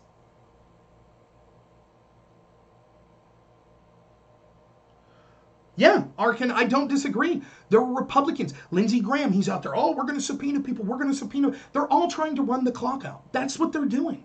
The establishment Republicans are just as bad. John McCain was critical in getting the dossier to the FBI. Jeff Flake, Mitt Romney, Marco Rubio, Lindsey Graham. These people didn't want to get to the bottom of this.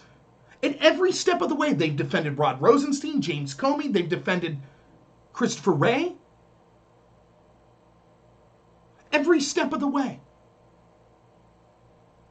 Our media, our politicians, everyone, academia, Silicon Valley, celebrities, they're all hyperventilating. Oh my God, Russians, the story's out there again. The Russians are trying to interfere in our election. What could the Russians do that would be more impactful than the FBI being weaponized? Yet no one seems to care about that.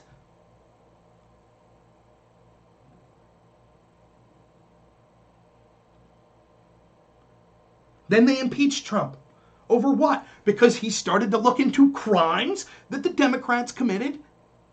Biden and Obama using a quid pro quo of your tax dollars to stop an investigation into Hunter Biden. So they impeached Trump for that. The entire process has been, and I said this, I have videos from years ago saying this. What they said was, and the video I did tonight, the evidence that I showed you speaks to this. They looked at people like Trump and people that were key players around him. Manafort, Flynn, Trump, Sessions, even people like Papadopoulos, Carter Page. They either wanted key players or low-level players that they could use as an excuse to then go after Trump. Roger Stone's another. And they said, there are the people, now find the crime. Raid their house in the middle of the night. Get them for crimes that they committed 10 years ago. We don't care. We opened the investigation. We need to bring these people down, tear their life apart, and find anything that we could use as an excuse to arrest them. And then, and I've said this over and over, then when it comes out how shady the start of this was, which is exactly what we're seeing, they'll say, and what do you see them saying? But look, Trump did have connections to Russia. Look, Manafort got arrested. Papadopoulos got arrested. Flynn pled guilty. So, see, that proves the investigation was worth it. I'm fine with that standard, by the way. If that's how we're going to do it, fine. Let's do it to everyone in Washington. How about that? Special investigators that go through every single person that holds office in Washington, taps their phones, goes through their bank records, goes through their tax records, raids their lawyer's office in the middle of the night. Let's see how many people come back innocent. How about that? How many people in general? Definitely in Washington it would be worse. How many average people, if you crawled through every inch of their life, you could find some process crime that they committed? Grill them. If you lie to the FBI, you're going to jail. What did you do on the night of blah, blah, blah, blah, blah? I don't know. Yes, you do. You said this previously. Okay, maybe I did say that. Aha, you just lied to investigators. That's what our system is now? Can I post the link to that blog post? Sure. Absolutely. So this is a website, which sadly is dying. It's called Above Top Secret. It used to be a conspiracy theory forum, but it's largely political now. But yeah, my name on there is Grambler, because I used to use a pseudonym because anonymity. You just look up my post. I have thousands of posts on there, much of them about this incident. I could prove to you conclusively that the crimes that Manafort was charged with failing to register as a foreign lobbyist, was he committed that crime with the Podesta group, which was John Podesta's group, Hillary Clinton's campaign manager. You can't make this up. Trump's campaign manager, allegedly in 2013, peddled influence with Hillary Clinton's campaign manager and didn't register as a foreign lobbyist. Trump's campaign manager went to jail in solitary confinement for that. Hillary's campaign manager retroactively filed paperwork and wasn't charged with a crime. The same crime committed together. The exact, not apples to oranges, the exact same crime. Even Mueller admits they committed the crime together. One of them goes to jail, the one that happened to be connected to Trump, and one of them gets away scot-free. How can that be? That's provable. It's definitively provable. We could see it in Mueller's own notes. That's what happened. isn't debatable. Yet, no one seems to care. Why is that? The same FBI, I go through painstakingly, the same FBI that did everything they could to railroad Trump and anyone connected to him. We see what the FBI was doing. We can see in these text messages tonight what the FBI was up to. FBI agents admitting, man, we're just making stuff up. We're stalling. We're trying to find any crime. That's a bunch of people in the FBI that want Hillary to win. They're trying to take down Trump and Flynn. That's what these text messages say. The same FBI in the first investigation in history that I think went like this. Remember, I'm not a criminal law expert, but I know this. I've watched enough Law and Order. I've watched enough, legal shows, First 48 and stuff. This is how you do an investigation. In general, this is what you do. You get some low-level person. You want the big drug kingpin? Here's what you do. You get the low-level drug dealer, and you arrest him, and you say, you're going to go to jail for 10 years for peddling these drugs. We got you dead to rights. Unless you want to flip on someone above you. That's what you do. You charge people with the low-level crimes that you could easily prove, then turn the screws on them with that and see if they're willing to flip. That's what they did to Trump. In fact, they were worse than that. They made stuff up. They invented crimes and went after Trump people. Even the judge in the Manafort case admitted they weren't really after Manafort. They're trying to get Manafort to flip on Trump. That's what all of this was about. They didn't like the president. Obama ordered them to go after Flynn. I'm not saying Obama personally said bring down Trump, but it was a wink and a nod. Everybody knew that's what was going on in the Obama team, and Obama should be investigated right now today for his part in this sedition.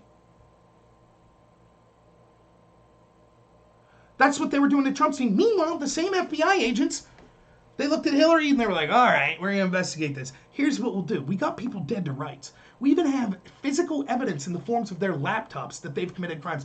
We even have them dead to rights that they deleted subpoenaed emails. All of it dead to rights. So here's what we're going to do. We're going to bring them in. All right, you ready? Have a seat, Abedin. We know you lied to the FBI. Have a seat, Cheryl Mills. We know you lied to the FBI. We know you have laptops and stuff with incriminating evidence. Have a seat, Paul Combetta. We know that you deleted subpoenaed emails. Now, you got a choice here. We want to find out if higher-ups than you committed crimes. So here's what we're going to do. We're going to give you all immunity. We're going to destroy all the evidence. Okay, do you have anything you'd like to say now? And Cheryl Mills was like, no, you're free to go. And then the FBI's like, James Comey gives an interview. He's like, well, what Hillary did was reckless, but it wasn't a crime. We don't have proof that it was a crime. I wonder why. You gave everyone underneath her immunity, and then you're shocked that no one flipped on her? Really? Can you think of another investigation that was done that way? That's the same FBI. The same FBI, by the way, you ready for this? The same FBI that once Comey, the second in command of the FBI, Rod Rosenstein, Donald Trump went to Rosenstein and said, what do you think about Comey? Remember, the Democrats were furious with Comey because he carried their water. He buried the investigation into Hillary Clinton. He went after Trump as hard as he could, but Comey made a mistake. And Comey's mistake was this. He assumed, just like all the other Democrats assumed, that Hillary Clinton had a 99% chance of winning. And so he admitted that he came out and said, well, Hillary did some bad things. And he said in a book that the reason he did that was he was afraid that once Hillary was in office, this would be an albatross around her neck. So it would start to come out. Actually, Comey and the FBI found a bunch of shady stuff that Hillary did. And this would be used by Republicans to hamper Hillary in her first term.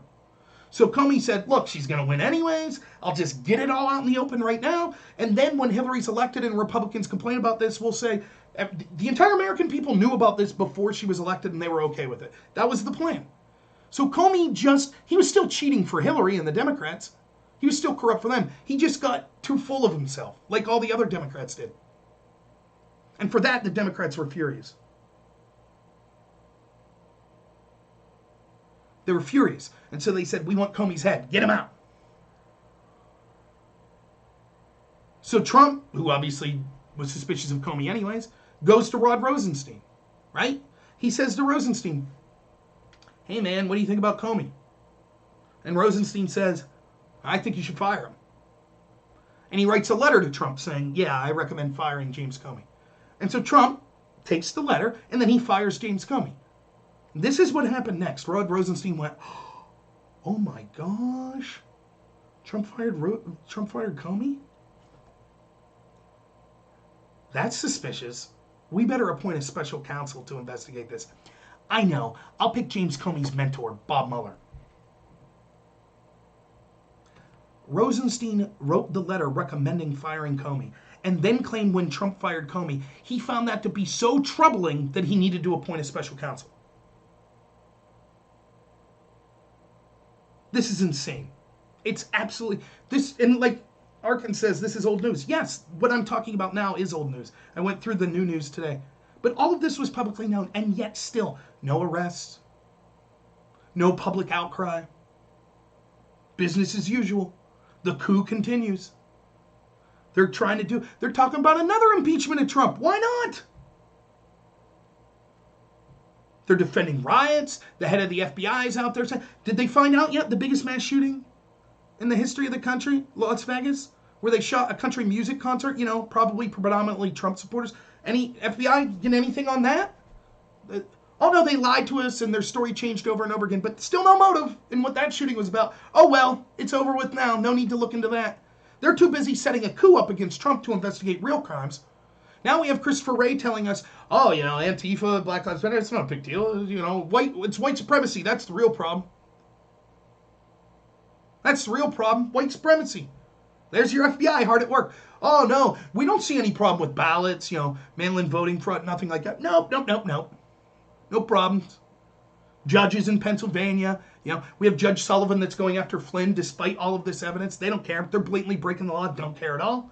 Judge in Pennsylvania and Michigan, Wisconsin, other places. We're going to extend past the deadline when you can submit ballots. We got ballots being found in ditches that were all Republican votes in Pennsylvania. Yeah, whatever. The entire system. Unbelievably corrupt. Disband the FBI immediately.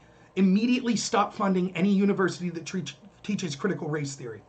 Number 3, any university that censors conservatives from speaking on public property on that university immediately receives no more federal funds or accreditation.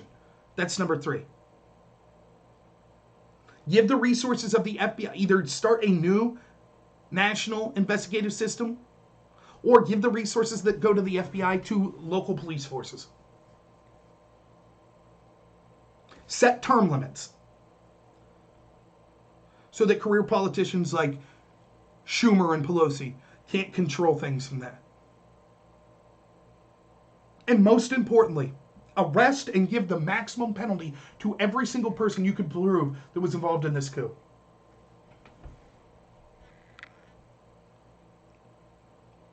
And then, even though this is an illegal thing, perceptually, what Trump needs to do and what the White House needs to do is remind every single person as they lock these people up over and over. This is what the media covered up for you.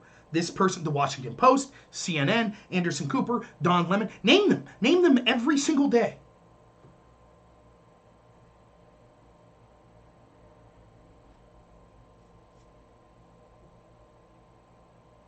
I support Trump. I've criticized Trump. I thought Trump embraced these lockdowns that were a disaster. I thought Trump's bombing Syria was terrible. I thought some of the things Trump says, his rhetoric's not a big deal to me, but some of this stuff, like going after Rosie O'Donnell stuff, it's like, dude, you're above that. You don't have to do that. But I've criticized him on things like that. I've criticized a lot of the spending. I thought that he embraced like $1 trillion bailout bills that I wasn't for. But I support Trump as well as anyone I know. If Trump allows these people that he knows engaged in a coup against him, if he's appointed people around him that allow these people to get off the hook, that's his fault. It's that simple. The ball is in his court. The media is not going to do it. There is a large portion of this country that just hates Donald Trump. They're going to believe everything evil about him no matter what. You're not going to convince them. And then there's a large portion of people that aren't going to understand this story. They're just not. It's complicated. There's so many ins and outs. So many people involved. FISA warrants. Talk to your neighbor that's like just a welder or a waiter or waitress or a teacher. It's a complicated story. Ask them what a FISA court is. They're going to be like, I don't know. So how do you explain, like, oh my goodness, the secret courts that survey Americans and you have to get a special warrant and the FBI lied to get this warrant to spy on Trump and blah, blah, blah, blah, blah. They're just going to be like, I don't know. They have to charge these crimes. They have to. Yeah, well, yeah, Callie brings up another point on Twitch. Yes, we have billionaires paying felons in Florida's fines off so that they'll vote Democrat. It's insane. The same party that tell you that they're against billionaires are overwhelmingly supported by billionaires. Biden's out there saying it's Park Street versus Scranton as he receives 10 times the donations from Park Street than Trump.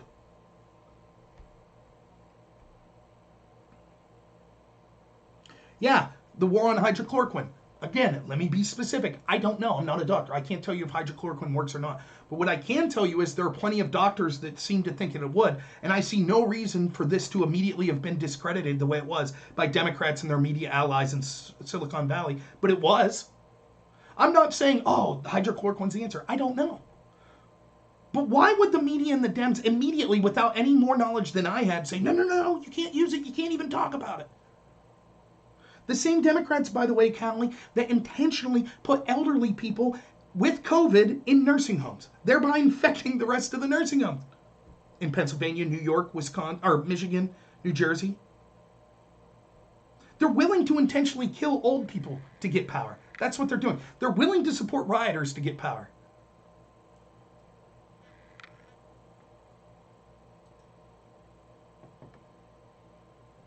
This Russia story is crazy, and it's the beginning of all of this. How do you explain this to an average person? This Russia coup. Russia coup? What about COVID? That's what the average person says. You know what my friends around here are saying? Like, dude, the restaurants and bars are all shut down. My friends that own bars and restaurants, many of them will never open again. I have friends that don't know how they're going to pay their mortgage next month. So when I talk to them about Russia and the FBI and James Comey, they're like, I don't even care. I don't care. I care about getting back to work. I care about paying my bills and feeding my family. And I understand that. So I'm trying to let people know how this is all connected. The reason that you could go riot, the reason that the cops won't arrest you if you break into a restaurant and steal things from it in the name of Black Lives Matter, but they will arrest you if you try to open the restaurant and serve people food, is because of this coup. That's why. It all integrates. The reason the riots are happening, it's the same thing.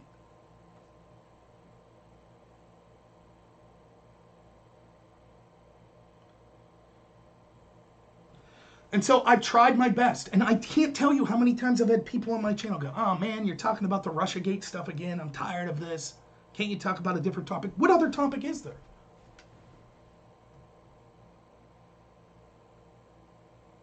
If the people engaged in the coup against Trump can control the media the way they did, how are we going to talk about climate change?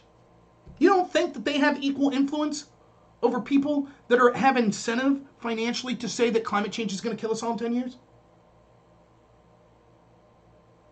You don't think they have an incentive, the people that have an incentive to say how bad COVID is and how every death's a COVID death, you don't think they could be influenced by the same people that have totally silenced our academia and Silicon Valley and our media about this coup? And constantly, and then what it does is, I think I'm a decent debater, though I could do better in some areas, but constantly what I have to deal with, like when I do a debate like Antifa, what do they say? Well, the FBI says that white supremacy is the biggest problem. They say Antifa is not a group. And so they get to appeal to that authority. Then I have to say, I don't trust the FBI. Oh, you're just some crazy conspiracy theorist. So I could show video after video. I could show evidence from Antifa's own websites showing that they're engaged in violence, corruption, and all of it's just dismissed because the head of the FBI disagrees with me. You know, the same FBI that was engaged in a coup against Trump. When I mentioned the coup in that debate, what did she do? She was like, oh, you're right, a coup. We'll see.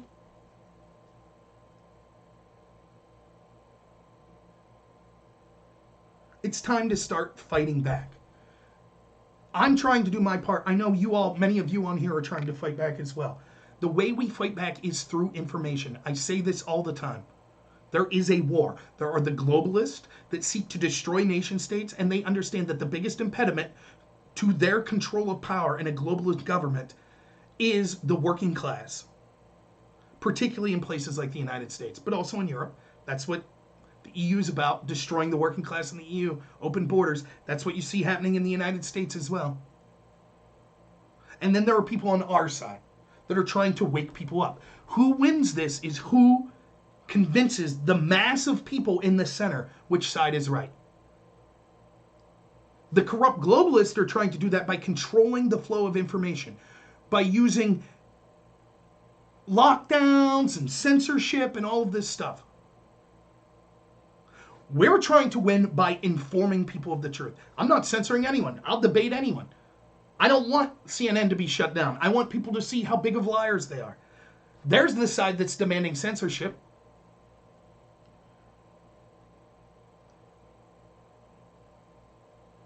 Yeah, I hear you, Robert. It's frustrating.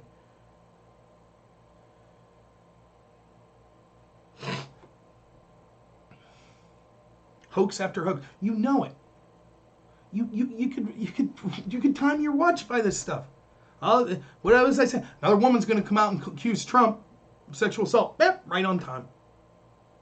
Biden's probably not going to do the debates. They're probably going to say Biden has COVID. We'll see. I predicted it months ago. We'll see what happens. I'm not saying I'm going to be right about every single thing, but once you start to see how corrupt they are, I was saying, if you watched me in January and even December, people were getting mad at me because in addition to doing these videos, I'm also involved. I was involved in Trump's campaign as a volunteer. I also ran for Congress as a Republican. I also go to Republican events and things like that. And both on my channel and on other places, and then in my life going out into these Republican events in Pennsylvania, everyone was like, Trump's going to win 48 states. It's going to be a landslide. And I'm on my show every day telling people, like, don't get overconfident. Don't get overconfident. Never underestimate how corrupt the establishment is. And the first thing I said, and you go back and check my videos on this from January, even before then, was they will intentionally collapse the economy. That's going to be their weapon to go after Trump. That's exactly what they did. Now, I didn't know it would be over COVID, but I knew they would do this. I knew that they would collapse the economy. Then they could blame Trump because the economy was Trump's big talking point. So that's what they go after. Trump's big talking point's the military. What do? Release a story that an unknown source said that Trump said that soldiers are losers.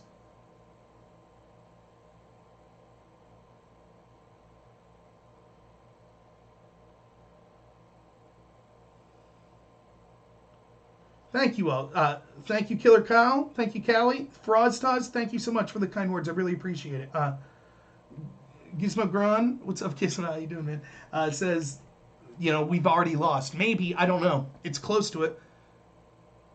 Every institution in this country, almost everyone, is controlled by people that are pro-establishment. That are people, they're either ignorant of or defending this coup. Robert the Genius says, I bet my entire mortgage that Joe Biden doesn't debate. I agree. I'm not going to put money up, but I agree. I hope I'm surprised in November. I really do. I do. So, just to summarize the high points of tonight was we had two new stories come out. Well, three technically. One was the Sydney. Why do I get her name wrong all the time? It's not Sidney Powell, is it? It's crap. Sidney Rice. The Sidney Rice email was, the full text of it was released showing that Obama was personally inquiring about investigating General Flynn. So personal knowledge straight from the top. Remember, Joe Biden was there. James Comey was there. Right? So we now know that Obama personally made inquiries about that. Second, we now know that FBI agents knew that this was a sham, the investigation into Flynn. They knew that it was being ran by people in the FBI that were pro-Hillary Clinton. They knew that they were scrambling to try to find anything they could to investigate people like Flynn. And they personally brought liability insurance because they claimed that if Trump won, once they were investigated, they were going to be in a ton of trouble. That's incredible. It's an incredible story. Incredible. And third, probably the biggest bombshell of all, the FBI knew when they accepted Christopher Steele's dossier to spy on Trump's campaign, not only did they know they had never verified it, but they knew that the primary subsource was someone that they believed was a Russian spy that was seeking to damage the United States national security. They relied on someone they thought was a Russian spy to try to prove that Carter Page was a Russian spy. Froze Toes, got you, man. Thank you. So, all right, I'm going to hang it up for tonight. It's about midnight, but thank you all so much for listening. Tomorrow I have all day off, so I might do a long stream. It might just be rambling, but maybe I'll take calls, see if anyone disagrees with me. So maybe I'll start a video around noon, maybe before that. So you just have to check. I started a new job, so I'll be have a more consistent schedule. Like I said, I'll be talking to my audience to see if they have recommendations for when I should do weekly shows, things like that. And then, if you want to help me, I appreciate any financial donations. I'm broke. I did just switch jobs, so I'll need all the financial help I can get. Any financial help you can give me will result in either better equipment or more time available for me to do videos. Also, if you're in the market for life insurance, that's my new job, so let me know. I'd be happy to talk to you, even if you don't buy from me.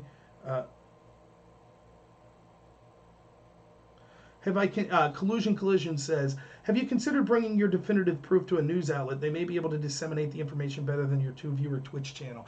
Yeah, I actually have emailed a lot of my videos and a lot of this stuff to news outlets around the country, none of which have got back to me. But there are people like Tucker Carlson and Sean Davis, Molly Hemingway, Catherine Herridge that are covering these stories at a national level. I just happen to be on it usually before those people were. But yeah. I don't know if you're being sarcastic, making fun of me for only having 2 viewers on Twitch right now. I do have 20 people watching in all the platforms I'm on. By the way, if you didn't know, I'm on DLive, dlive.tv/Normal America. I'm on twitch.tv/Normal America with Rob Noor. And I'm on YouTube at Normal America with Rob Noor. But yeah, I've tried to reach bigger audiences and send this information to news outlets. I'm not even asking for credit. I just want the information out there. That's all. And Collusion says, no, he doesn't care about my view count. He just cares that I'm a bootlicker. And you see this a lot on Twitch. Twitch is a platform where I go on and constantly embarrass these lefty communists in debates, but they all chortle themselves, oh, the communists crushed Rob this time. Hee hee hee. But the reason I do that is so I can show the rest of you people that aren't these insane bootlicking communists just how crazy that these people are. But I try to go on in good faith, and then what I get in return is a lot of Twitch people from these left-wing platforms that come, or left-wing shows that come on and try to heckle me. They're not even good at it. If you have something fun to say that's heckling or funny, I'll accept that. But yeah, they never come up with anything good. They have no sense of humor. The radical left either. Not very good. So. Yeah, so what you could do is you could like and subscribe. I appreciate any financial donations. Please recommend my channel to other people, and you could go back and watch some of my older videos if you want, where I talk about a lot of this stuff, because that information still to this day is relevant. So, all right, thank you so much, everyone. I really appreciate it. You guys are the best. Even you, Collusion, you're more than welcome to help bring up my viewership by coming on and just heckling me. Callie, he doesn't know what I'm saying is false. None of it. I could provide direct evidence. Again, I'll be debating on Twitch with my buddy Drone Tech here shortly on the Russia collusion stuff. And if you go to one of their channels of the people I'm debating that watch, I could show evidence after evidence, and their audience would be like, oh, this guy's an idiot. We're crushing it. He's lying about everything. They just live in a different world. That's all it is. Their cognitive dissonance and their hatred of Trump allows them to just make up a reality. So thank you so much, everyone. I really appreciate it. You guys are the best. I'm humbled that anyone will listen to me. Thank you so much. And as always, have a good one.